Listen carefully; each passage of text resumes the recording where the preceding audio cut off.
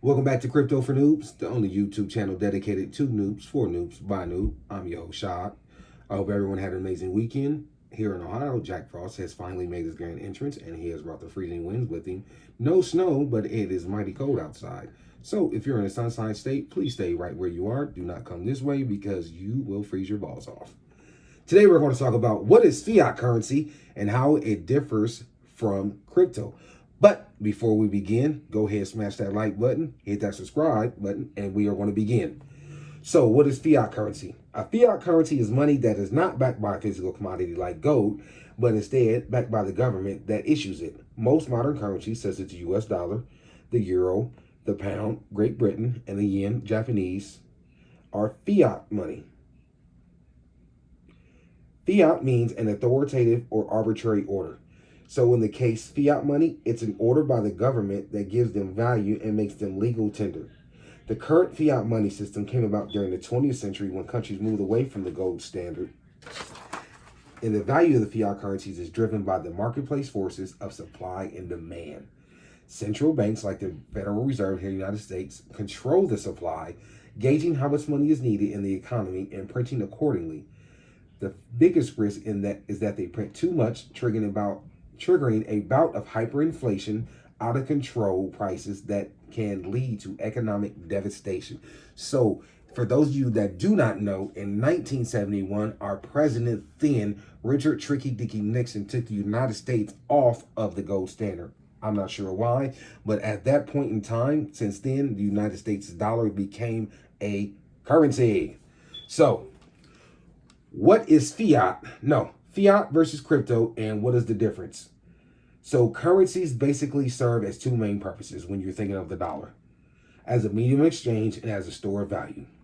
Whereas cryptocurrencies were created in 2009 by, I believe, Satoshi Nakamoto, I believe that's his name, with the invention of Bitcoin. They are essential virtual currencies, a digital currency that are managed by a decentralized network rather than by a single authority like government-issued fiat currencies.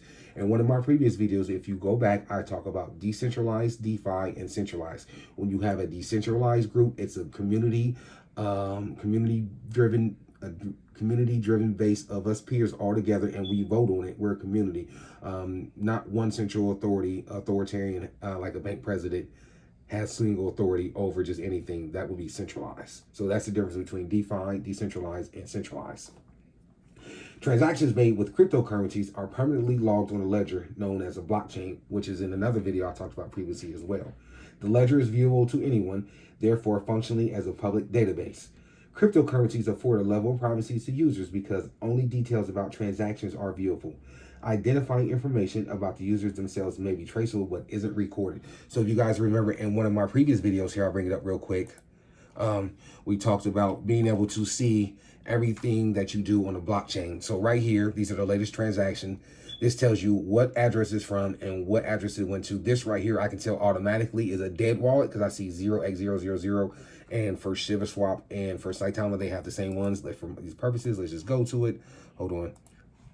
But this is the blockchain. This is how you can tell. See, you can tell who it was from, who it got sent to, how long ago, the amount. Let me see what else you can click on. View all transactions. From, to, how long ago, what block it was, the method was the deposit, harvested, whether they swapped, the value of the coin, what coin it was, and the transactions fee. So this right here, when you use a regular bank, when you send a wire transfer, whatever, you can't see the stuff on the receiving end. It's private.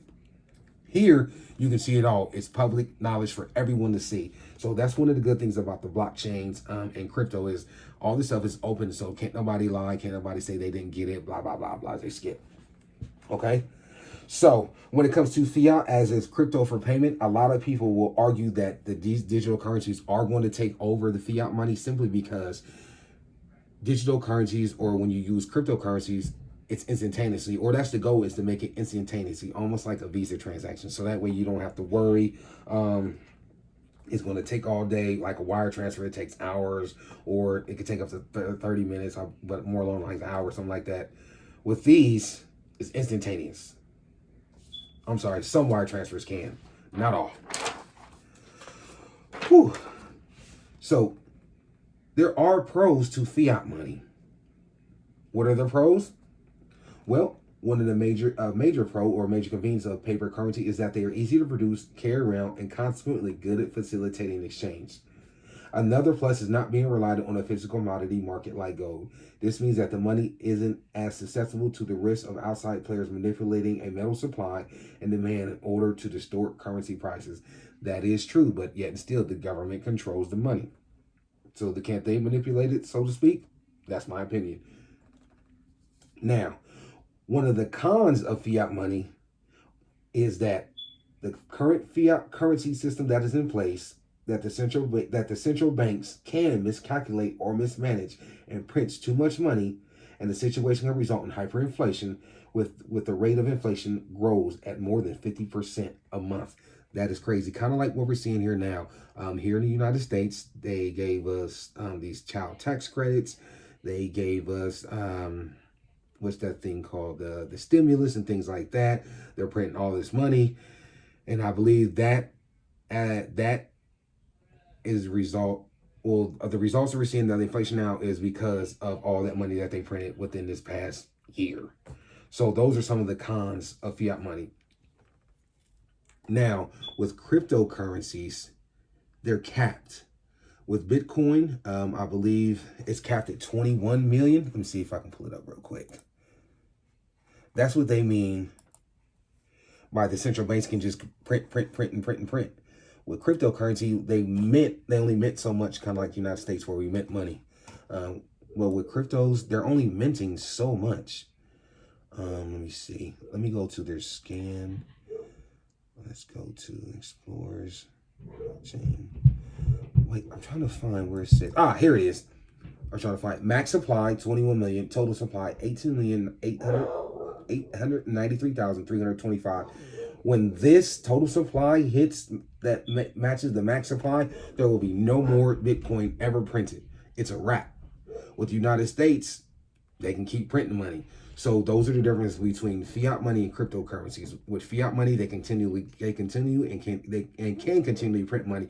With cryptocurrencies, they are capping them off. They're only minting so much. So that should hopefully drive the price off once so much of it is out of supply or in supply or whatever. You know what I'm trying to say. So this has been fiat money, how it relates to cryptocurrencies. My name is Shad. I appreciate you guys dropping by. Don't forget to give me a like. Go ahead, subscribe. Monday through Friday, I'm here dropping videos for you to learn. And I'm dropping shorts as well. Check me out on TikTok. Same thing, Crypto for Noobs. Sometimes I get funny on there. But y'all have an amazing week. This is Shad. Peace out.